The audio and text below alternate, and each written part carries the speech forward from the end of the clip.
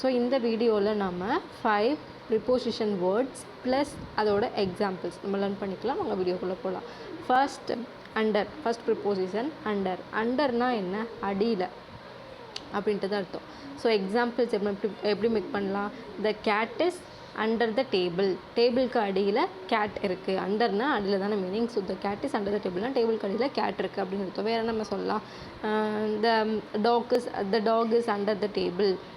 இல்லைனா this my back is under the table அப்படின்னு நம்ம சொல்லிக்கலாம். ஓகேங்களா? Next by. பைனா என்னென்னா மூலம் அப்படின்றது அர்த்தம். ஓகேவா? So I'll go by bus, I'll go by train, I'll go by aeroplane, I'll go by walk. நடந்து போவேன், பஸ்ஸில் போவேன், ட்ரெயினில் போவேன். ஸோ இது மூலமாவது போகணும் அப்படின்னு நம்ம சொல்லும்போது பை அப்படிங்கிறது நம்ம யூஸ் பண்ணிக்கலாம். ஓகேங்களா? Next on.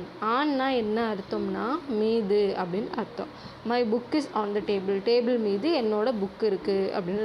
My book is on the table. The images are on the page. அந்த பேஜில் இமேஜஸ் இருக்குது அப்படின்றது அர்த்தம். ஓகேங்களா? My pen is on the table. My plate is on the table. the flowers are on the table அப்படின்னு நம்ம form பண்ணிக்கலாம். ஓகேங்களா? Next above. அபோனா என்னென்னா மேலே அப்படின்றது அர்த்தம். ஓகேங்களா?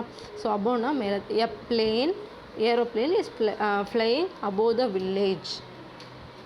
வில்லேஜுக்கு மேலே பிளேன் வந்து பறக்குது அப்படின்றது. ஓகேங்களா? த rocket is flying above the village, above the country. The rocket is above the country.